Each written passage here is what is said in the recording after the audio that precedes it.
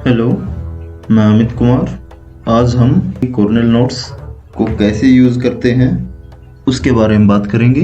सबसे पहले हम बात करते हैं कॉर्नेल नोट्स होते क्या हैं। कॉर्नेल नोट आपका एक नोट मेकिंग का तरीका है।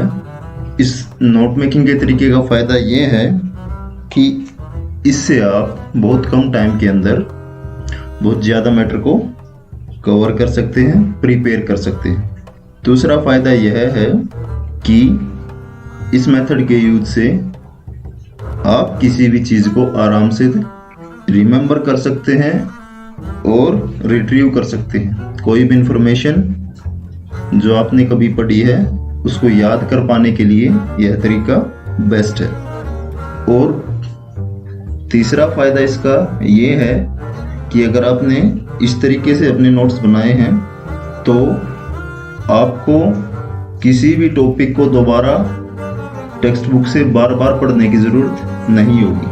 टेक्स्ट बुक से हमें बहुत सारी चीज़ें पढ़नी पड़ती हैं, जिनमें से हो सकता है कि काफ़ी चीज़ें आपको आती हों और वो आपकी समझ में भी आ चुकी हैं और आप उसको आराम से याद भी कर पा रहे हैं। लेकिन जब आप इस नोट टेकिंग मेथड को यूज़ करेंगे तो आप आराम से जान पाएंगे कि कौन सी चीज़ें आपको अच्छे तरीके से याद हैं, समझ चुके हैं और उनको याद कर पा रहे हैं, और कौन सी चीज़ों को आपको दोबारा देखने की ज़रूरत है। We start with Cornell note of our chapter environment.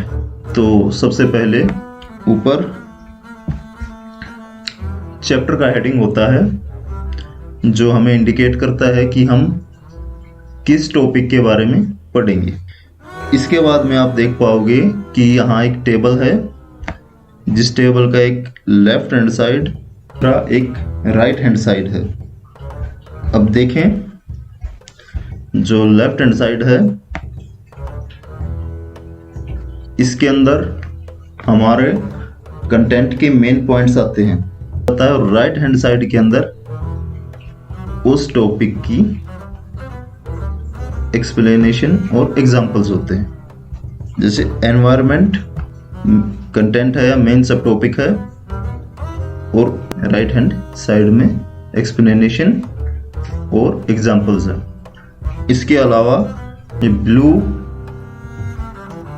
Colour के वर्ड्स दिखाई दे रहे हैं, ये आपकी सब्जेक्ट से रिलेटेड टर्म्स हैं।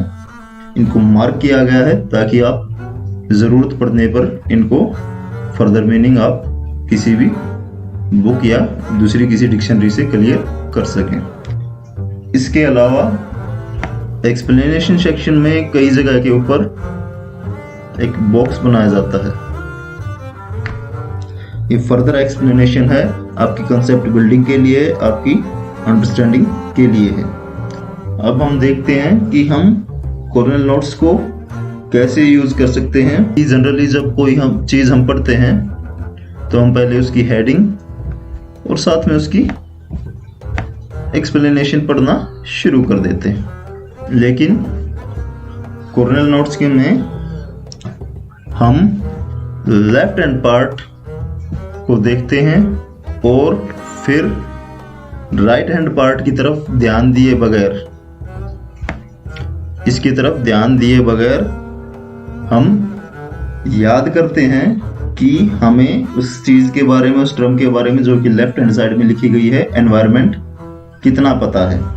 और उसके बाद में याद करने के बाद में सपोज करें हमें 3 पॉइंट याद हैं, तो फिर हम वेरीफाई करते हैं राइट हैंड साइड की तरफ से कि वो हमें इनमें से कौन से पॉइंट याद थे।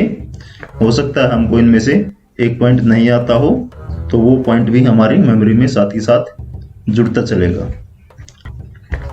अब सपोज करें आपने एक कंटेंट को, एक टर्म को लेफ्ट हैंड साइड में पढ़ा, लेकिन आपको उसके बारे में ज़्यादा कुछ याद नहीं है, तो आप पहले राइट हैंड साइड में देखेंगे।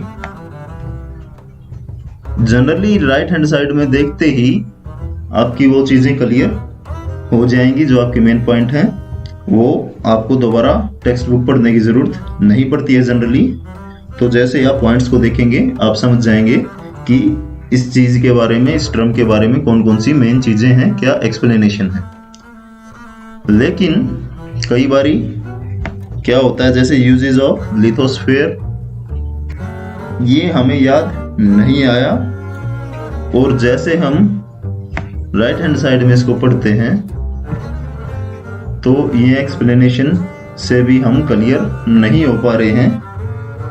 तब हमें क्या करना चाहिए, तब हमें अपनी टेक्स्ट बुक को खोलना पड़ेगा दोबारा, और टेक्स्ट बुक में सिर्फ और सिर्फ लिथोस्फीयर और उसके यूजेस को ही पढ़ना है। जो चीज पॉइंट आपके ऑलरेडी क्लियर हैं तो उनको पढ़ने की जरूरत नहीं है दोबारा। ऐसा करने से बेटा आपका जो टाइम कंज्यूम होता है टेक्स्ट बुक्स को दोबारा पढ़ने में किसी चैप्टर को, वो नहीं होगा। सपोज करें किसी चैप्टर को आपको दोबारा पढ़ने में 20 मिनट लग रहे हैं, आधा घंटा लग रहा है, वो आपका 5 से 10 मिनट के अंदर ही आराम से कंप्लीट हो सकता है, आपका वो टाइम बचेगा। ओके क्लास, मैं होप करता हूं कि ये वीडियो आपके लिए यूजफुल रहा होगा, और आगे हम अपने जो चैप्टर के एंड में कॉर्नेल नोट्स तैयार करेंगे।